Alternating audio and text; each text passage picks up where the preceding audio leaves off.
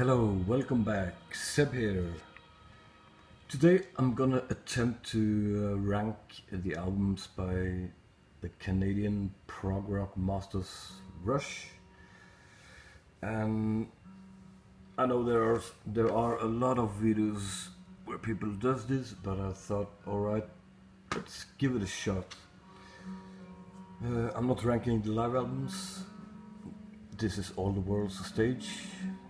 It is fantastic. Covers the early period, up until 2112.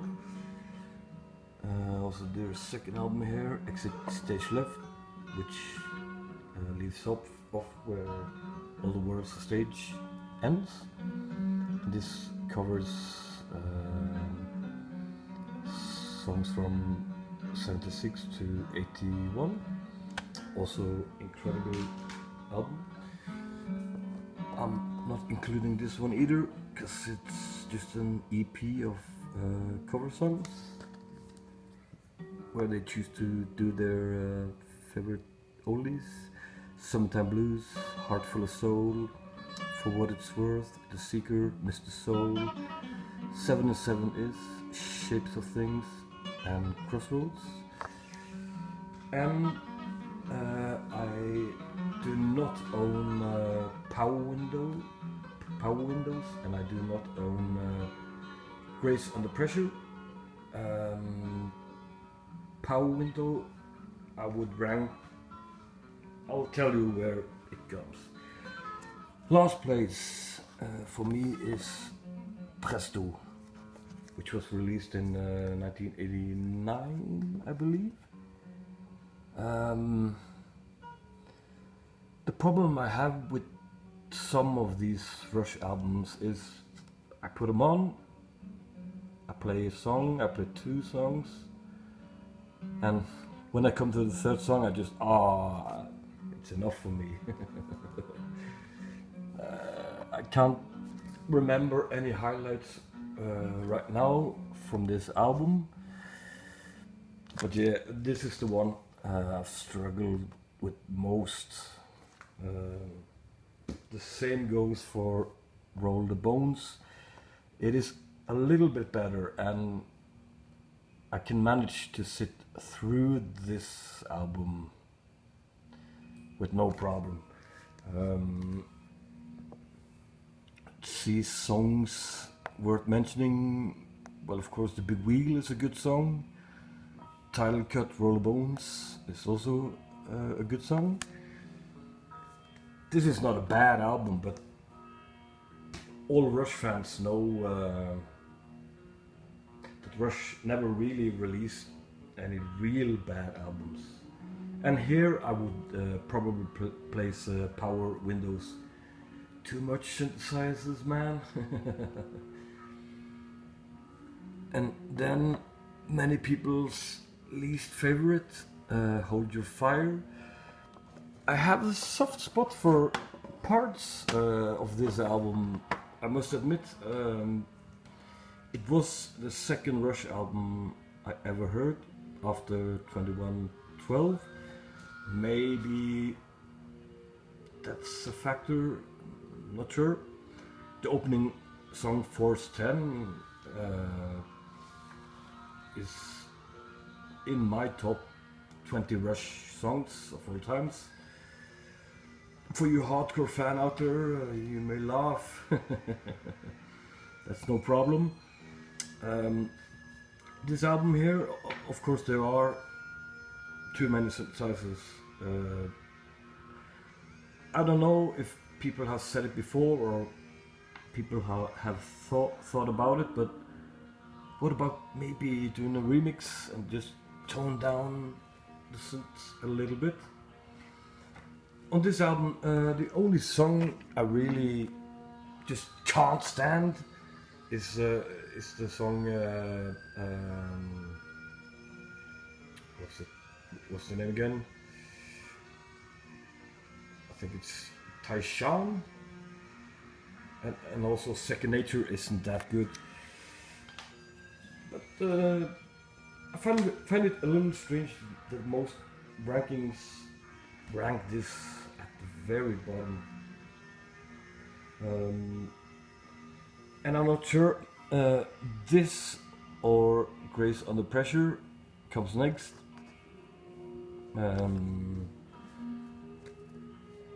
Maybe Grace Under Pressure, then Counterpoint. Again, this is an album which works from start to finish. I have no problem listening all the way through it, but it's not very memorable. But this marks the return of the guitars more. So it's, for me, it is a decent Rush album. Then their album Test for Echo, which is alright. The production side of it could have been a little better. Songs worth mentioning.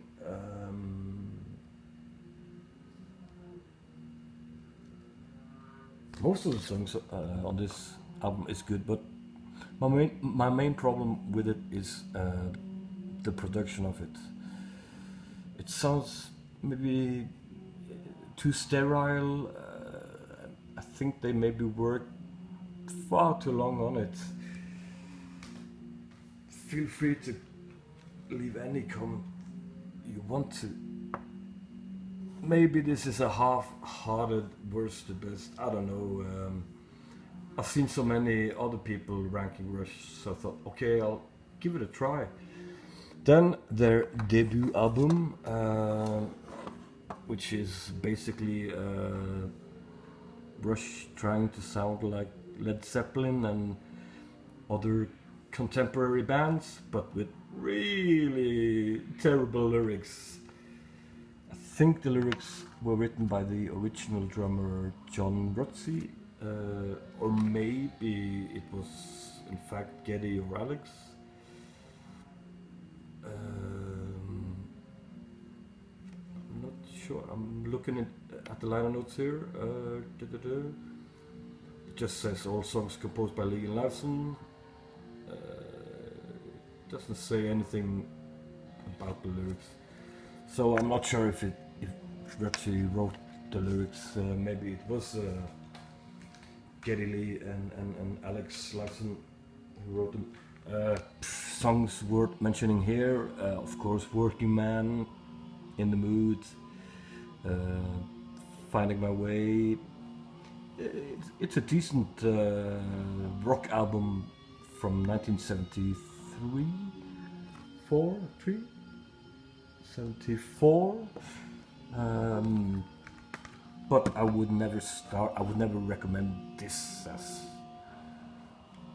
if you don't know Rush, I would never tell you to, hey, start with this one.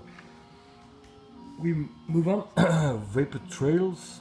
I'm glad they did this remix, because the original mix was horrendous, and it was in fact released during the Loudness War, at the peak of Loudness War. If you remember Metallica, Death Magnetic, and all of those albums, you listen to one song and you get this ear fatigue, which just makes you first turn it down a little, and then you realize I can't fucking listen anymore to it. So yeah, here they fixed all of that, so it's in fact very listenable. And yes, this version proves it was very good. It was very it was produced very good. In fact, I think the problem were with the original mix of this. Of course, One Little Victory, we all love that song, I would assume. The title cut Vapor Trail is really cool.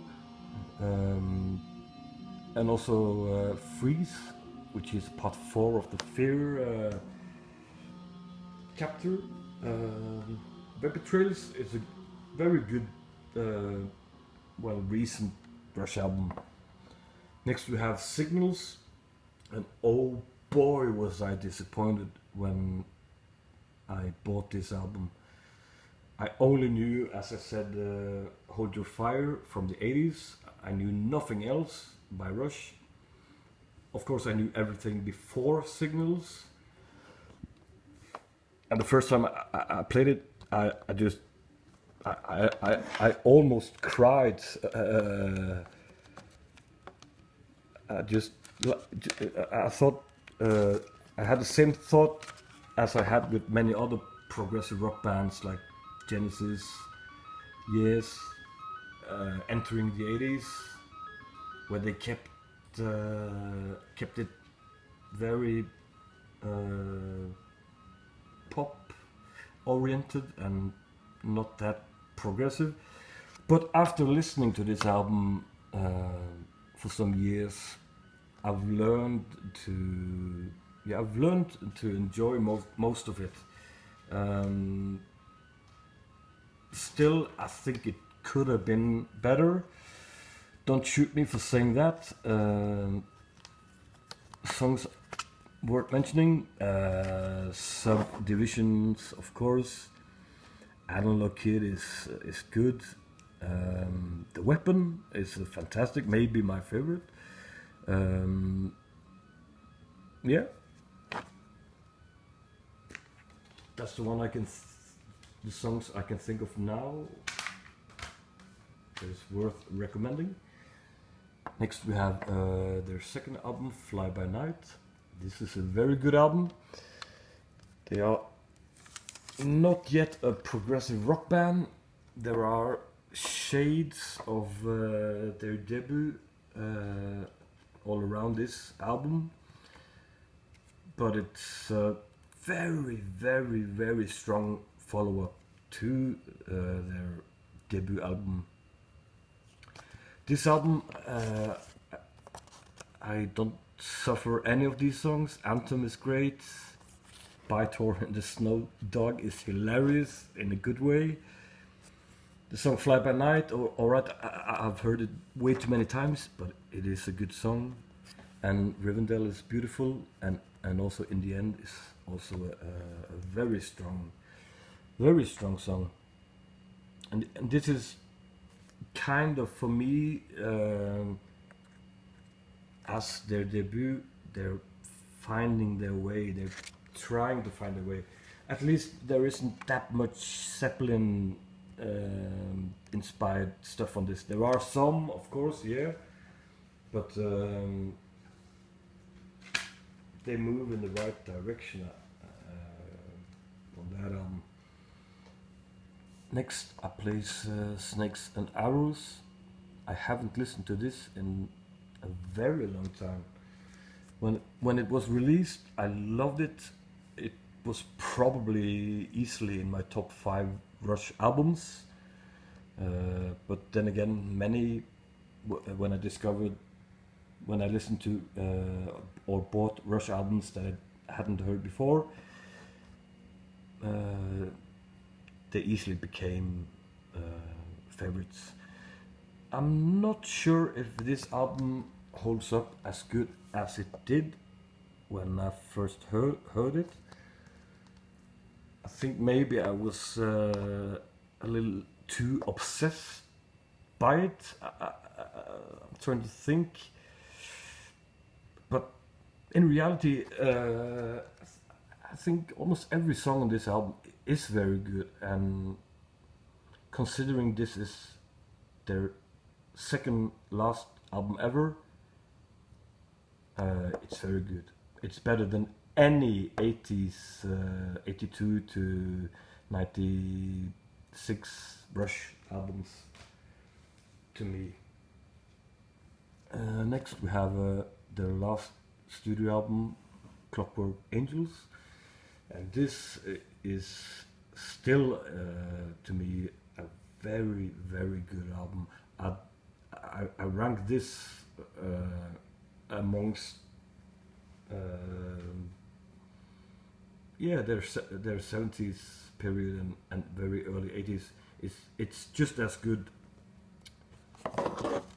If I have a problem with this, the drum sound, it sounds like Tool, or it sounds it sounds too modern to be Rush, but that's a minor complaint really. Neil Peart was a incredibly great drummer, one of America's best rock drummers you could find, and he wrote some real weird fucking lyrics too. Some I still haven't figured out, but I'm Norwegian and I'm not from Canada or America or England. Next, Caress of Steel, highly underrated Rush album. This is the forgotten Rush album, I think, and also from watching other people ranking Rush albums, I find it weird that they play Signals before this, or they place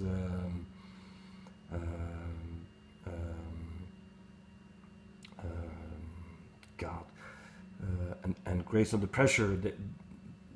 Those albums aren't as good as Caress of Steel. Come on, you get Bastille Day, man. You get the Necromancer. You get the fucking insane Fountain of Lamnet, 20-minute prog opus, which maybe the Fountain of Lamnet is the most unique Rush song ever released. Again, my opinion, but they never did anything quite like that before or after. And yes, that tune is definitely it is in my top 10 Rush songs. Next, of course, the album from '81, Moving Pictures. To be honest, I never need to listen to this album again. I don't. I never have to. Okay, if I put it on, I just skip the A side and go straight to side B, because probably like you know Tom Sawyer, Red Barchetta, YYZ, and Limelight. You probably know them just as well as I do, and you probably have listened to them many times. But it is a great album. It's no doubt many people's favorite, many people's number one Rush album, and I totally get it. If I were to discover Rush, say a year ago, this would be in my top 3. Of course, it would be. But after 15, 20 years of listening to Rush, well, things change. This album also, I have the same kind of dilemma with. I've listened to it, I over-listened to it, again, especially Side A, Spirit of the Radio, Free Will.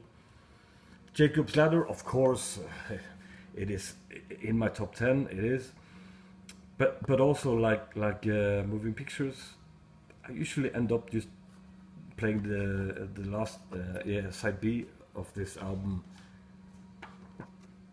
It's a little weird, both of these albums, because all of side A on both of them are like super Rush classics, songs they always perform, they probably had to. But we move on. Farewell to Kings. Oh my god, I remember when I first heard this album. I only knew 2112 and Hold Your Fire, and I've heard a couple of hits, from this album and this. But when I got this, I was just blown away. And yes, I could even today easily have put this in the first place, no doubt. Do I need to say anything about this excellent album? I think this is in most people's top 5. it is my third favorite Rush album for today or now. The tune of Farewell to Kings, beautiful. Xanadu, I used to love it, really love it. Now I still like it, of course, but I can easily skip it. I don't need to hear it again. And I wouldn't mind a 4-minute edit version of it, you know, on a compilation. Maybe they did something like that, I'm not sure.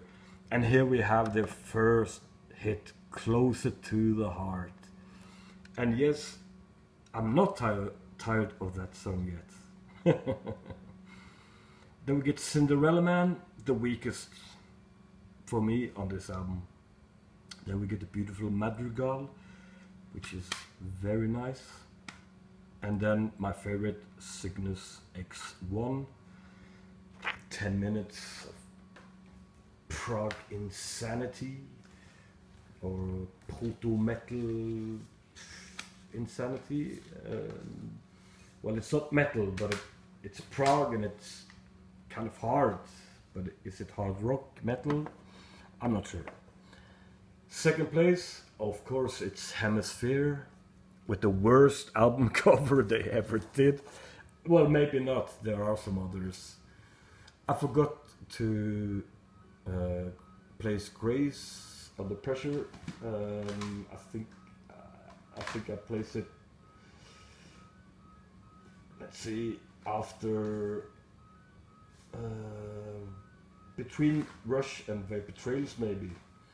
It is a decent album, but again, a lot of synth, and that one and Power Window is the two Rush albums I've listened to the least of all of them.